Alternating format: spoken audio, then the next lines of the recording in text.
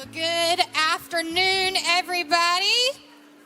If I could have your attention up here, we're going to go ahead and get kicked off today. You guys help me thank our good friend Tim for giving us a little mood music as we're getting going. We're so appreciative of him. Also, we're so thankful as we're sending out some love for our friends at Chick-fil-A for providing lunch for us today. Thank you guys so much. I know we've got a few folks out today, but for those of you that are in the room, quick show of hands, how many of you is this your very first Lunch with a Leader? Anybody? Wow. Well, welcome. Yes, welcome to you guys. So just a quick background. Lunch with a Leader really started, Mike shared this story before, years and years ago. We tried it sort of in the morning, and we found out real quickly that was, if we wanted more than like me and Mike and one other person to come, we needed to do it at a different time. And so really, Lunch with a Leader, the desire there was if we could take some of the best leaders in our community and pour into them, then they in turn could take that encouragement and influence back into their own organizations and encourage and uplift those folks as well. So we know that represented in this room, we've got business leaders, we've got educators, we've got just a myriad of different organizations and professions here today. And so we're so thankful that you've carved this little bit of time out of your schedule to be with us. What we do here at Lunch with a Leader is we take the life of someone from Scripture and we look at the ways that they lived out their life and what are some leadership principles that they exhibited, and then see how we can apply that to our life. So it's not a networking event. It's really just a come and get event, and we hope that you leave here filled up a little bit. So, with that said, I'd love to just get us kind of caught up. We've been talking about the life of Esther over these past few weeks, and Mike's going to draw your attention when he comes up. You do have some notes there on your table, but they will in just a few minutes put up a QR code. If you would prefer to sort of fill that out digitally, you can do that as well today. So, Esther. In the third chapter of Esther, we talk about Mordecai, her cousin, who is covered in sackcloth and ashes, and he's mourning at this point because he's found out that his people, the Jewish people, are facing a decree of destruction. And so we'll find out in a few chapters later that the king has actually promoted Mordecai to second in command. And so we're going to be looking today at how that sort of has all happened. So I'm going to pick us up in Esther 8 and just read a little bit to sort of set the scene. So Esther 8 starts out, on that same day, King Xerxes gave the property of Haman, who, if you're just joining us, Haman, bad guy. On that same day, King Xerxes gave the property of Haman, the enemy of the Jews, to Queen Esther. Then Mordecai was brought before the king, for Esther had told the king how they were related. The king took off his signet ring, which he had taken back from Haman, and gave it to Mordecai. And Esther appointed Mordecai to be in charge of Haman's property. We read on in Esther 9. It goes on down a little bit. And talks about the nobles and the provinces and the officers and everyone gathering. It says, for Mordecai had been promoted in the king's palace, and his fame spread throughout all the provinces as he became more and more powerful. And then on in Esther 10, verses 1 through 3, it says, King Xerxes imposed a tribute throughout his empire, even to the distant coastlands. His great achievements and the full account of the greatness of Mordecai, whom the king had promoted, are recorded in the book of the history of the kings of Media and Persia. And then verse 3 says, Mordecai the Jew became the prime minister with authority next to that of King Xerxes himself. He was very great among the Jews, who held him in high esteem because he continued to work for the good of his people and to speak up for the welfare of all their descendants. So the principle of spiritual leadership is this. In 1 Peter 5:6, it says, humble yourselves, therefore, under God's mighty hand, that he may lift you up in due time. So today we're going to talk about promotion. What happens when we move our way through the ranks? What happens when maybe that happens, it should happen and it doesn't, and you're frustrated? What happens when it happens too quickly? So the first question I want you guys to sort of talk a little bit amongst yourselves, and then Mike's going to come up with our good friend Kevin, is what can happen if we or someone in our organization is promoted too quickly? Take a few minutes to talk about that, And the question's up, and we'll get going here in just a minute. Thanks for being with us.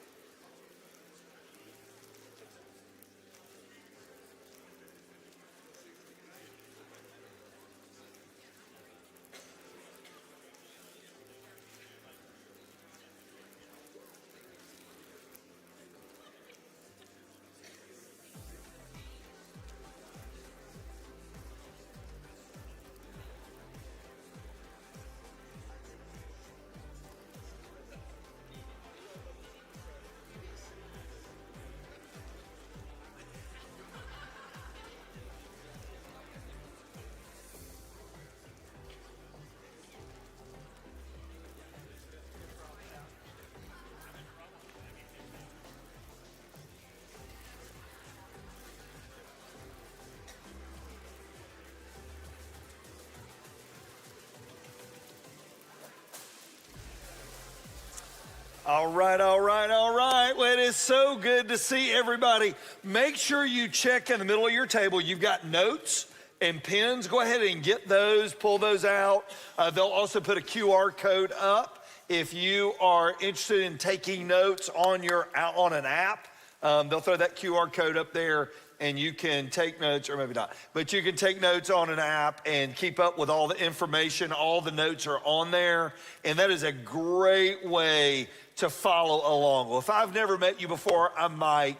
It is a joy to get to be on this leadership journey with each of you, and we're all trying to figure this thing out called leadership. And we, as Stephanie said a second ago, it's great to glimpse back at great characters' lives and learn the lessons they learned so we don't have to relearn them. So let me ask this. We talked about what happens when you get promoted and you're not ready. How many of you have ever wanted a promotion at work? Maybe in the job you're in, or maybe in a prior job, and you go, now that I look back, I know I was not ready for what I wanted. Raise your hand. All right, what are reasons we weren't ready? Did somebody throw out a couple? When you look back at your journey, what are reasons you weren't ready? Say that again. Didn't know really what was expected. I would say for me it was more that God had something else for me that I didn't even see. Good. God had something else for you didn't even see yet. Who else? Very good. Hadn't built the network of collaborative partners to get it done?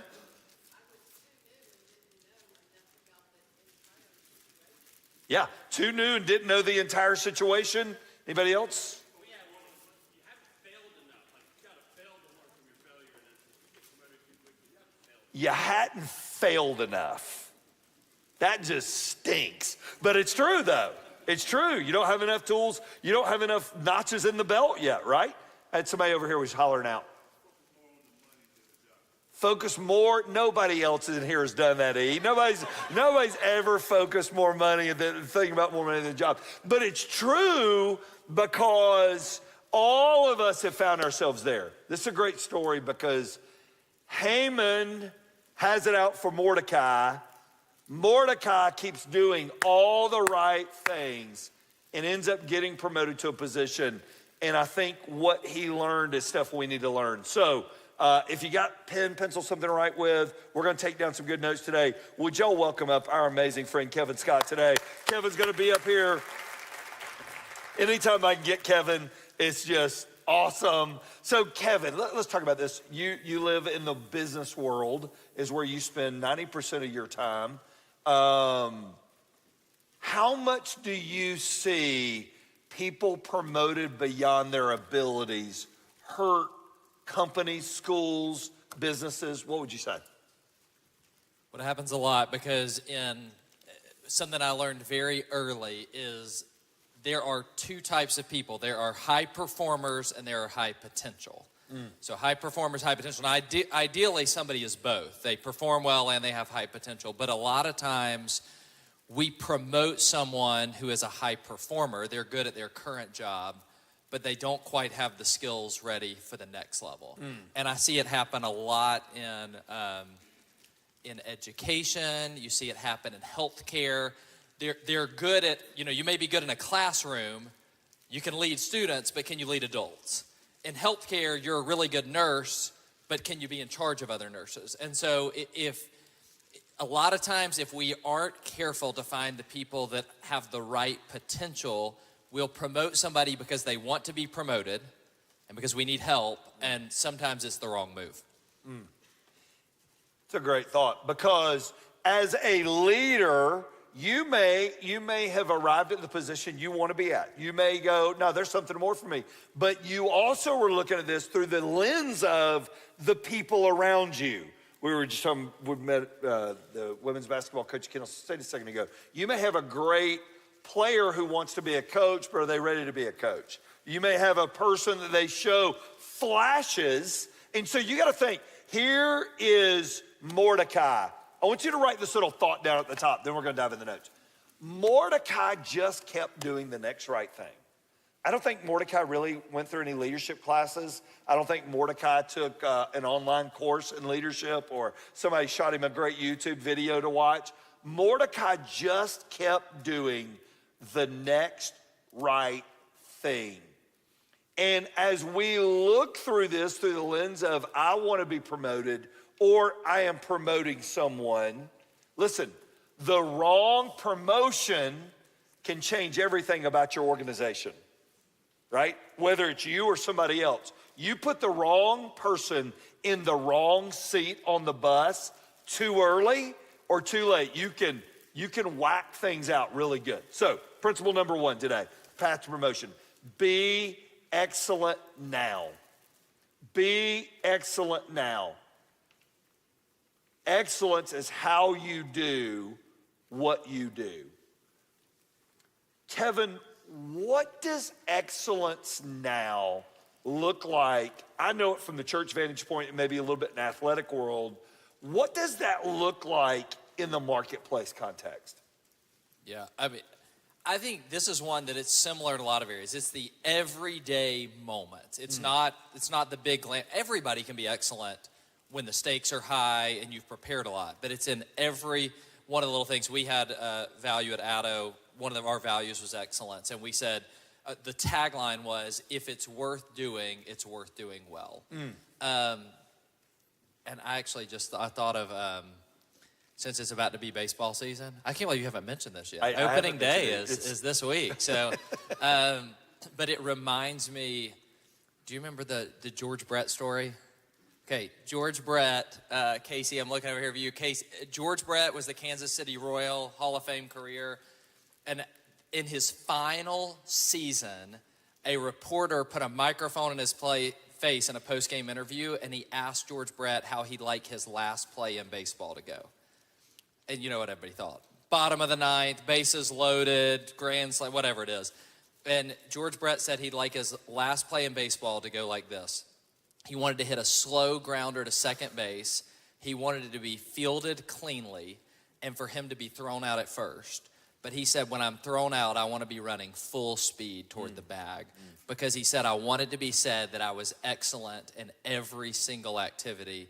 And to me, that's this reminder that even in the mundane, that excellence is always in demand. What is excellent? Because I think excellence is a word that gets thrown out a lot. What is excellence not? When you think about excellence in the context of Addo or in the context of NorthStar, what is excellence not? It's not perfection. So excellence is not perfection.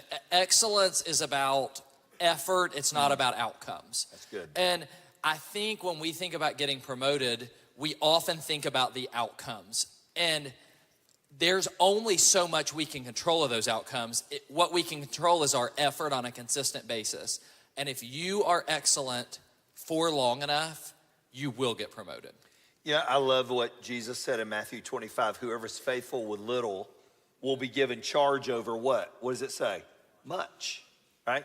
When we are faithful in the things that nobody sees, we've used this quote from Ike up here before, the great doors of opportunity swing on little hinges called obedience. When we're obedient, day after day after day. I love what Zig Ziglar said, attitude, not aptitude, determine your altitude.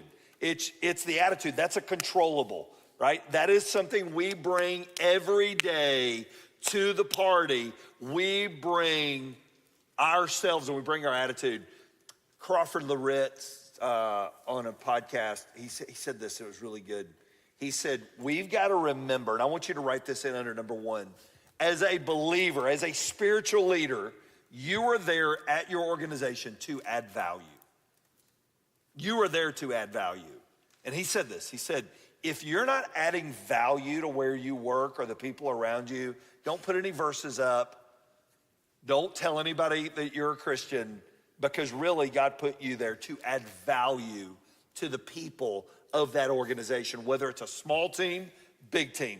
But when you meet people that are excellent no matter what they do and what they touch, there's just something different about those people. And I think Mordecai would flash, Mordecai would go away.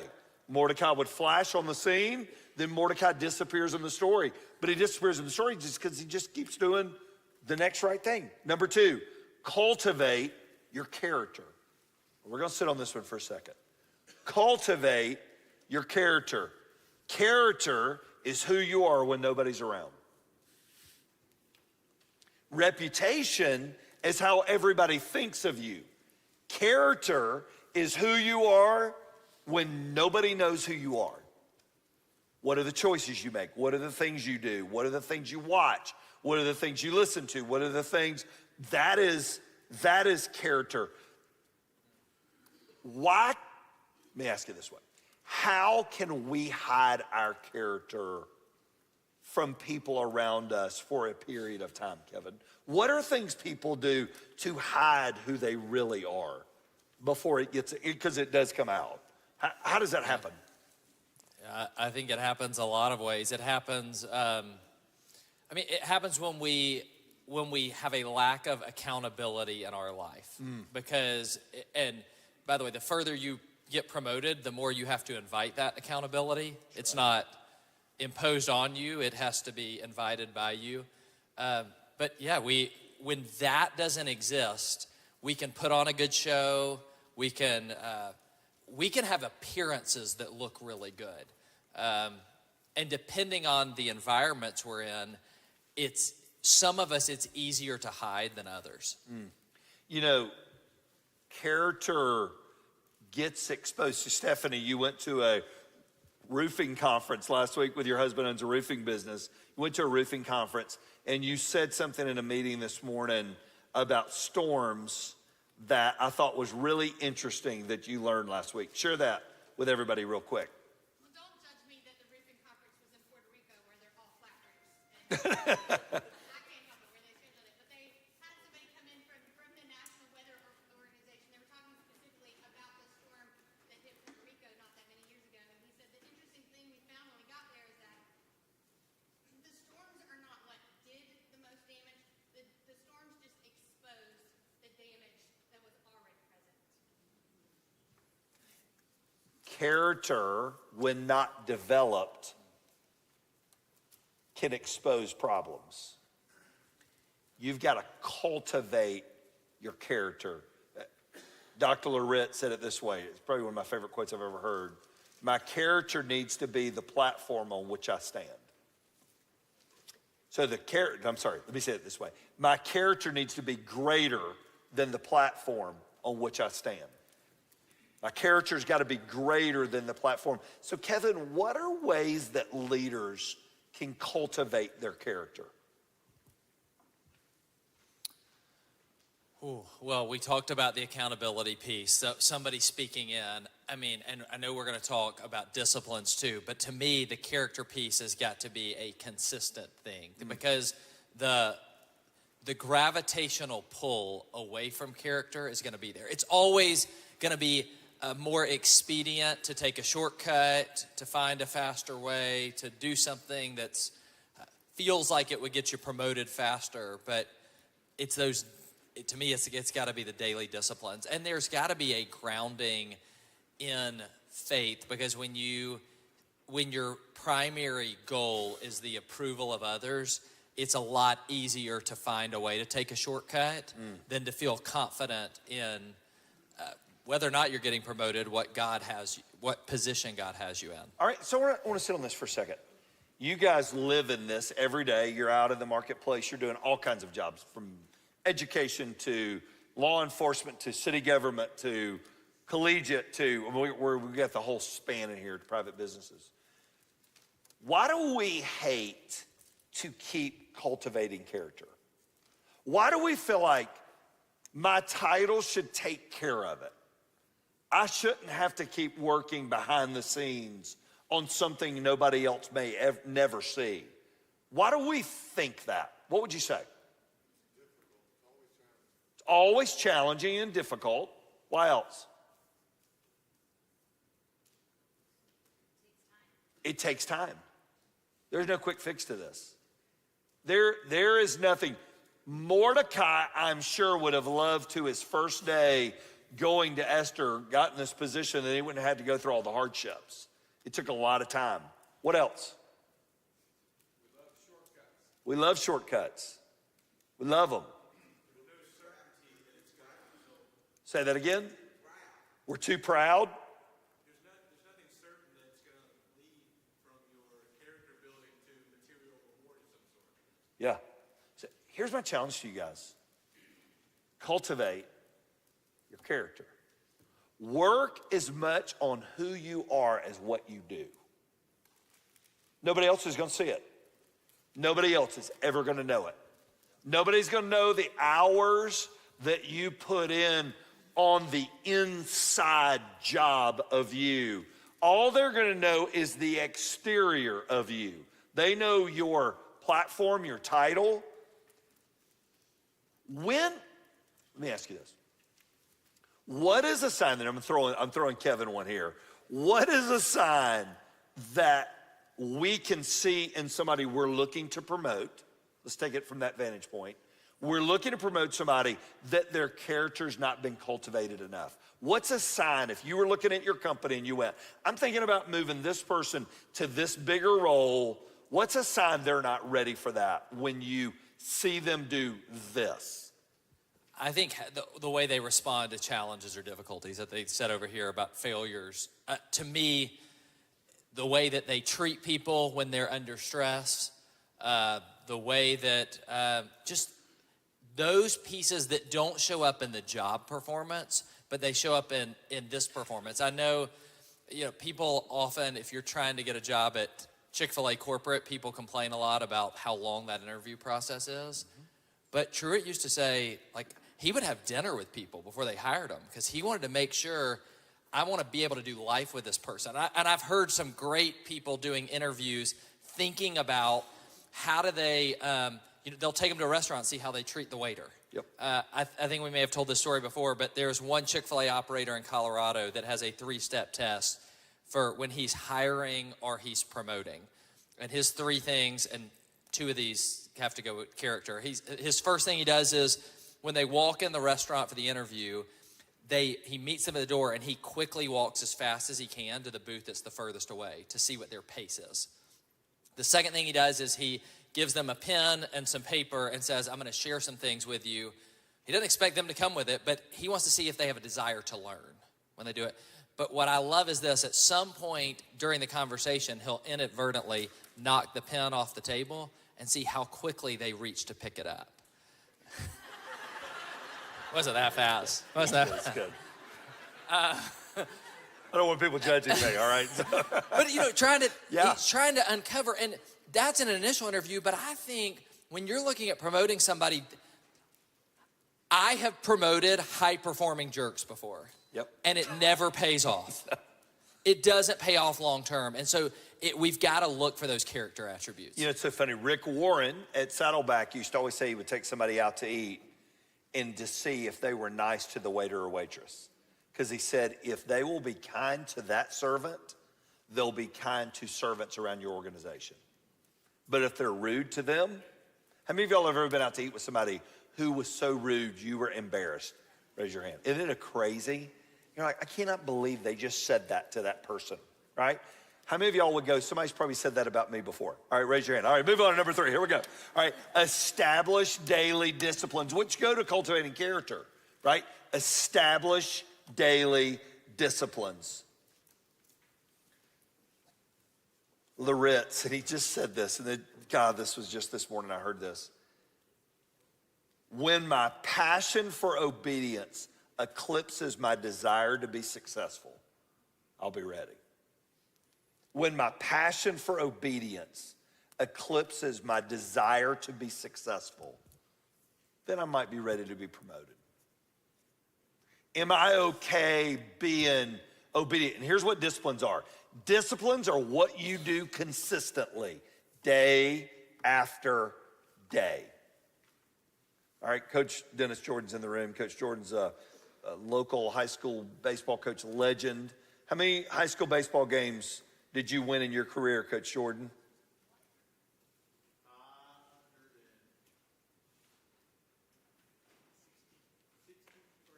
560 in a 20-30 game season. That's pretty good, all right? That means he's old. All right, that's number 1. That means he's old. But number 2, it means he got a lot of wins while he was coaching. How important for those wins was the discipline every day of doing the same things that take winning over and over and over? How important was that?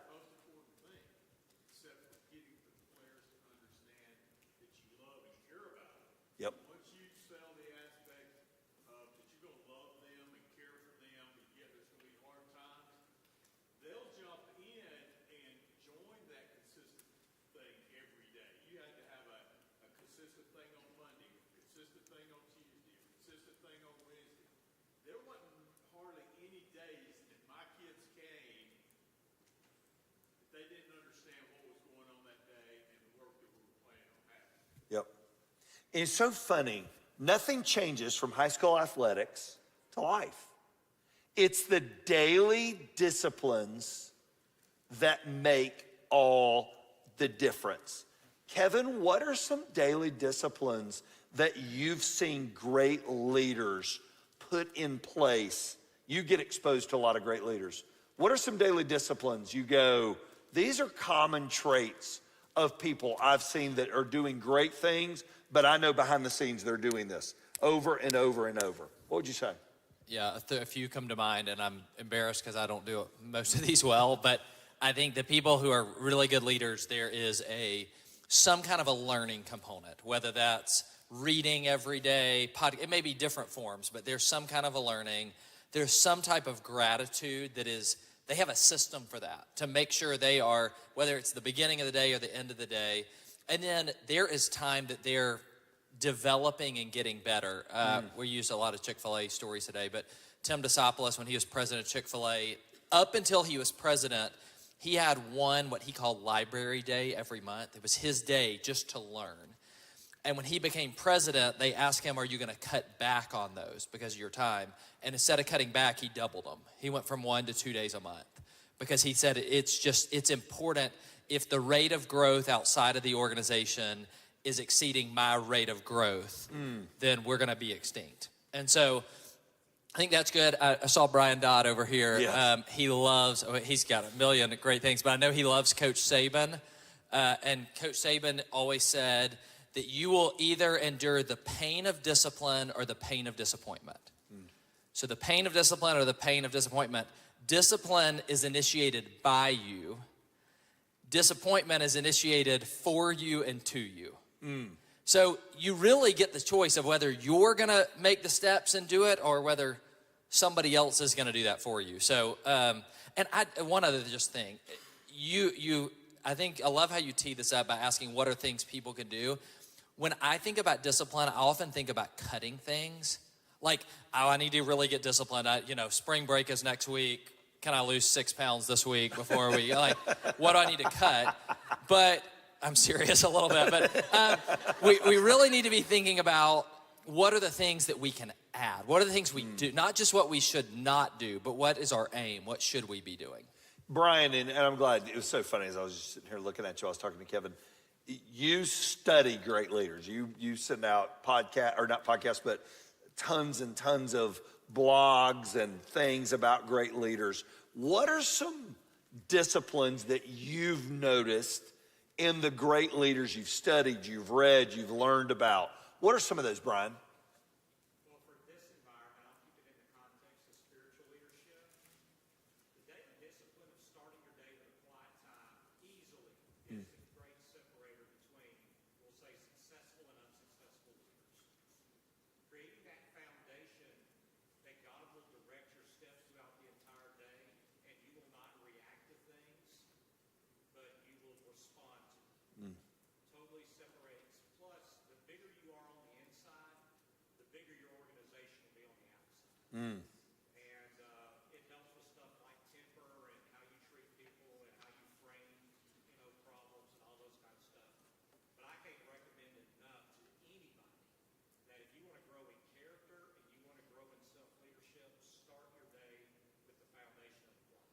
It's really good, Brian, because you think about all of our lives. We all want to be achievers. You're in this room because you want to be an achiever, right? You want to be better at what you do. You want to do what you do at a higher level. That's why you're here. But developing the inside of you by being a follower of His is one of the greatest disciplines you'll ever learn. Because that's where, Paul talks about, and put on these things, right? Let these things, tender-hearted mercies. We're about to do a brand new series here at NorthStar starting in 2 weeks, and we're going to be talking about the things that we put on in life that we need in their daily disciplines. Their daily disciplines. Craig Rochelle at Life Church, he said this: great leaders do consistently what poor leaders do infrequently. Great leaders do consistently what poor leaders do infrequently. The one lesson I've learned about great people, and I don't care the industry, I don't care what it is, I really don't. They just do the right things over and over and over, and they just have a discipline that's amazing. Whether it's study, reading, writing, thinking, whatever it is, they're not haphazard about it. And it's a crazy thing. Number 4, be confident in who you are. Now, Tim Elmore would say one of the great paradoxes of leadership is the balance of confidence and humility.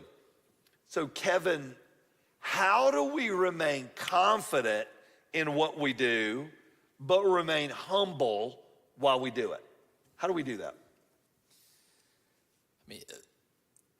Our confidence has to come from not who we are, but whose we are. And that sounds trite, and that sounds like something that if you've been in church for a while, you've probably heard. But I'm an Enneagram 3. Anybody done the Enneagram in here? Any threes in here? Which means on disc, high I, high D. I get a lot of satisfaction and confidence on a bunch of activity and a lot of approval. So with the more I'm doing, I'm better at being a human doing than being a human being. So I feel often really good when I've gotten a lot done. And oftentimes it's because I'm looking for affirmation externally. And when I am most effective is when I am most clear in my confidence of my standing with God. I'm reading this book by Henry Nouwen called Life of the Beloved. And it just talks about that nothing I do will make God love me any more or any less.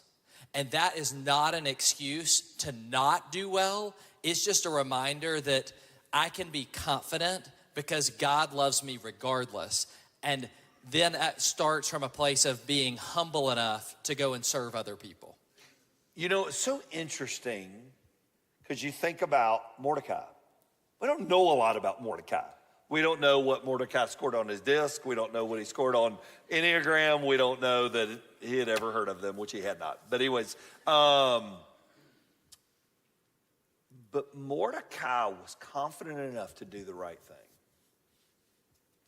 He was confident enough to sell out a plot against the king, knowing it could have cost. Remember, there was a pole set up for Mordecai to be killed on, not for Haman to be killed on.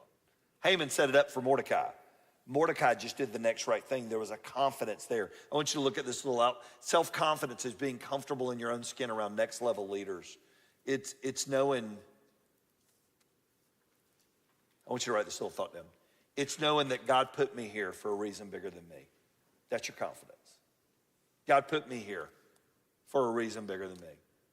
I may be here for a week, a month, a year, 10 years, 27 years. God put me here for a reason bigger than me and gave me this title and gave me this role. Be confident. What happens when we're not confident in that role and we show up in an organization? So let's say you have been promoted and you are struggling being confident in who you are because you feel like you don't belong. So let's just lay a great framework. Karen Gordon says this in 3 Chairs. There are always times we feel like an imposter. We feel like if people really knew who I was, they would take my title, they would take my job, and they would take my role. How many of y'all at some point have felt like an imposter in your job? Raise your hand. If you haven't, other people think you are. All right, and so we've all felt like imposters. I feel like it all the time. And I've been doing this job a long time.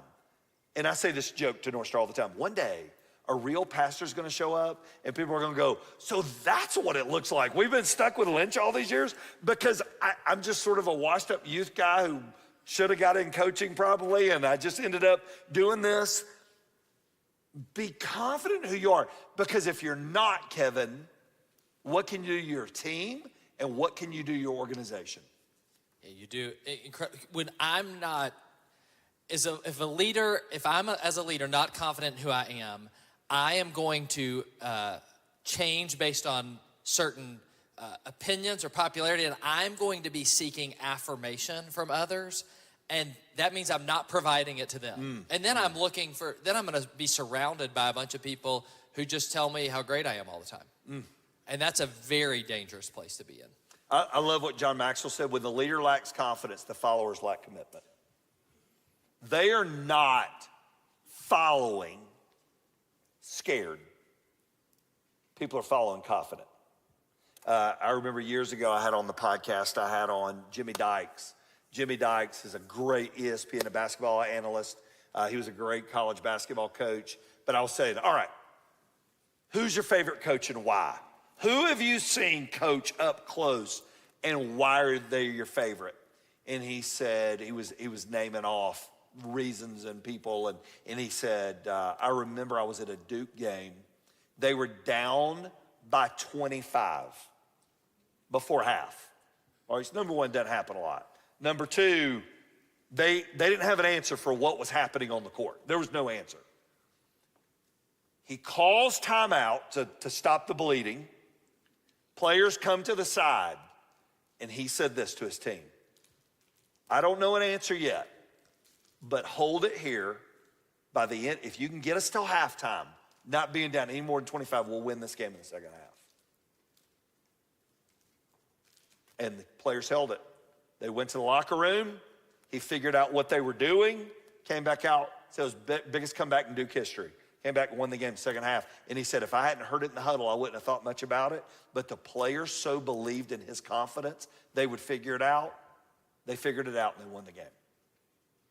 Now, if you interviewed Krzyzewski, you might have gone, I was just making up stuff at halftime. I have no idea what we did. I don't know what Krzyzewski would have said. But I know this. They were confident in his confidence. When we don't have confidence in leadership, we destroy those around us. Mordecai was like, well, God's given me this mantle. God's given me this responsibility. I'm going to be confident in what he gave to me. I'm going to be confident in that. And confidence and humility are the greatest blend of a leader. It's the greatest blend. Number 5, have a major backbone. It's just so true. Have a major backbone. Backbone is the grit to say no to things that violate your values without apology. It takes guts and grit to lead. How quickly can you be in an organization, Kevin, when you know there's no backbone? How quickly can you sense it and see it? It's pretty easy to see, and that really does start at the top. It comes from the leader, and if your desire, the challenge is we started by talking about promotion, and promotion usually starts with a desire to be promoted. That's right. And if you have a desire to be promoted, you have a desire usually for somebody to promote you, which means this is the most dangerous because this is the one that you have the potential to compromise on. And that's where you have to be so clear about your values ahead of time. And what has been amazing to me is that there are a lot of times, and I would love to tell you, I'm willing to take these stands all the time, but when I see somebody take a stand, it's amazing how it makes me say like, okay, if they'll do it, I'm willing to do it. I'm willing to do that. Billy Graham used to say, courage is contagious. When one person takes a stand, the spines of others are stiffened. When one person takes a stand, the spines of others are stiffened. And it really does. When you're willing to have that backbone, I believe it gives permission to the people around you to do that as well. What's your fear of having backbone? What's a fear of a leader of going, you know what, I need to be tough about this. I'm not going to compromise our values. What's the fear behind not having one? There's two, and I just one is wanting to be liked, but I think the truth is, and this is maybe we don't want to go there, but in today's society, based on what the world says is popular or okay, it's really easy to say, if I take a stand there, it may cost me. I mean, we have to. Chick-fil-A Leader Academy is in 1,200 schools, and I have to think, if we say that, are we going to get canceled from certain schools? Are we going to be allowed to be? And so there is and I think this is one thing I love what you're doing here, because having the backbone, I think, is a lot of times easier inside of this building than it is out in the community. And so in the business world, this can cost you. You know, I remember hearing a guy named Jay Strack say something years ago. He said, it's never right to do what's wrong, and it's never wrong to do what's right. And that's true. It's true in the world we live in, but it's scary to do what's right sometimes. And it may cost you friends. We've got a good friend in the room today. Growing up, peer pressure was not a big deal to me. I really just was not worried about what people thought of me growing up, but I did worry about what they thought of my kids when I was being a parent. and how my kids fit in. And sometimes there's right things to do that may cost our kids. And do we have the backbone to do what's right for them and say, no, you're not going to that, or no, you can't be there, or no, I'm sorry, that's not going to work. But everybody, I'm sorry, we're not doing that. Backbone is huge everywhere. And here's what I would tell you guys. Where you are and what you do is not an accident. That's why we're in this room. God, in the strategic placement of time, knew who you were, gave you the gifts, the abilities, and the talents that he did, and put you there for this time and this season. You may be there for a moment. You may be there for a season. I'm on a week-to-week contract at NorthStar, right? And so I may have been up last Sunday, may not be up next Sunday. All right, it's the way it works. There are no 3-year deals here. So, but for this season of time, I've been given a job. Am I going to be excellent? Am I going to continue to cultivate my character? Am I the lid for the organization? Am I the reason we can't grow past where we are because my character can't sustain it? And so God says, well, that's as big as the church can get because that's as big as the leader is. Y'all see what I'm saying? You aren't an accident. I believe God, in his omnipotence and in his sovereignty, put you there. He put Mordecai there. Changed the whole nation. Every Jew could have been killed if it weren't for Esther and Mordecai. Maybe God put you there for such a time as this for a reason bigger than you. And today, as you think about promotion, not maybe of yourself, maybe there's a job out there you see yourself in one day, which is awesome. It's great. But am I doing now what I want to be rewarded for later? You know, I think sometimes we just want the promotion. We don't want to have to do all the work. We just want the promotion. I don't want to pay the piper and do the grind and do the work. I just want to get the job. Last week I was in a Bible study across the street with a bunch of men, and we were talking about the minor leagues of baseball. A kid gets drafted, and they're this big thing coming out of high school, and they send them back to the fields with no name on their jersey, on the back fields, because why? They got to start over and earn their way up. You don't just get promoted to the big leagues. You got to earn your way. Can I just, one thought, just as you're sharing that, I'm thinking about the fact that if we want to get promoted, somebody else has to do that for us. You know, a boss or another person. And to me, what was convicting as you were saying that is, I also want to challenge the leaders in this room to get in, when you're in a position to promote somebody else, to do that. And a lot of times we think about promoting being like the next job up, but some of it is promoting being their advocate, being their supporter, being their encourager. And I think about, I wouldn't be here today if it weren't for other people who lent their credibility on behalf of me to promote me. And I think just as we leave, thinking about our own desire to be promoted, at the same time, the opportunity and the responsibility is for us to promote other leaders to get to where God has them to be. That's so good. That is so good. Well, number one, I want to say today, you value us. It means the world to us that you take time to be here. I know how busy your schedules are. Thank you for being here. Number one, huge thanks to Chick-fil-A for doing all they do. Number two, we want this to be ongoing. So we have a leader's toolbox, right? So there's a QR code that'll pop up.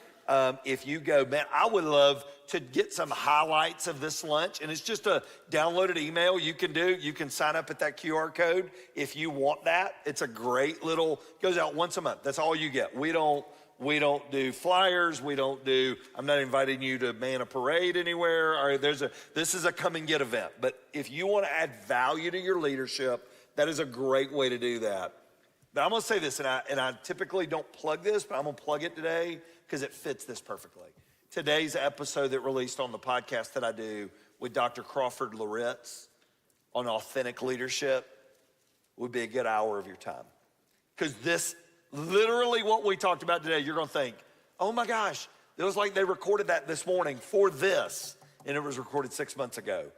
But it's worth listening to on drive time, and it's Linch with a Leader. If you ever go to that, you can. There's some great episodes that are coming out, but that one is a gold standard. You will see. I'm not getting you on there for me, or I will add no value to this episode. He adds tons and just bleeds wisdom all over it.